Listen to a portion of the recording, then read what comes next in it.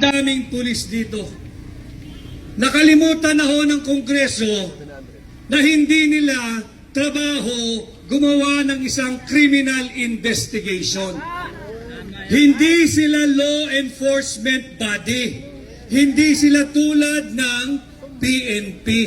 Hindi sila katulad ng Station Investigation Division.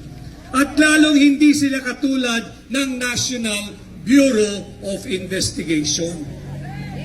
Ang trabaho ng mambabatas ay gumawa ng batas, hindi maghanap ng butas sa tugon ng kanilang mga inimbitahan.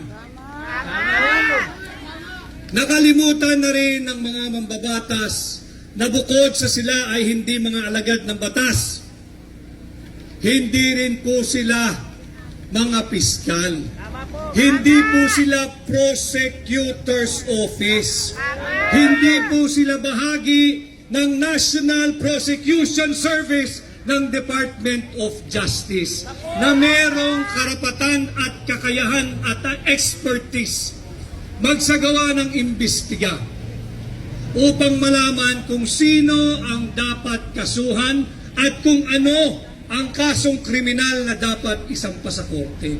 Hindi po trabaho ng mga mambabatas mag-astang mga piskal. At higit sa lahat, nakalimutan po ng mga mambabatas, lalo na yung convicted na mambabatas.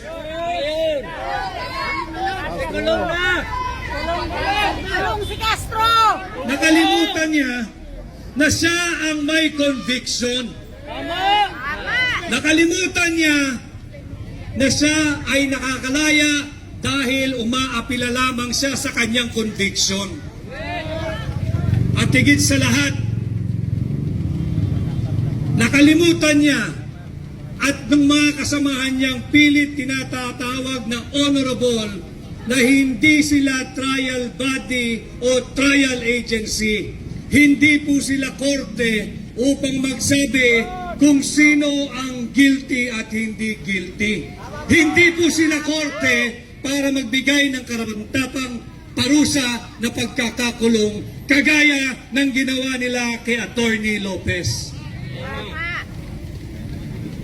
Ako'y natutuwa dahil nung isang gabi pa ay nanawagan na po tayo sa ating mga kapwa Pilipino at naririto kayo. Pangalawang gabi tumutugon, basagin na po natin ang maling kultura ng pananahimik. Yes!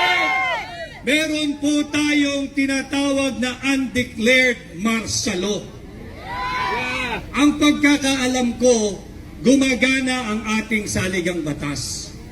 At yung ginagawa natin ngayong gabi, bahagi ito ng ating karapatan na nakaukit at may garansya sa ating saligang batas na magtipon-tipon ng malaya at magkaroon ng payapang pagtitipon. Ang pagkakaalam ko, buhay na buhay ang ating saligang batas. Subalit bakit pagdating sa Kongreso, tinatapakan, sinasalaula, yinuyurakan nila ang mga karapatang pantao ng mga resource person? Sabi po sa Article 3, Section 1 of our Constitution, no person shall be deprived of life, liberty, or property without due process of law. May due process ba ang pagkakakulong kay Attorney Lopez?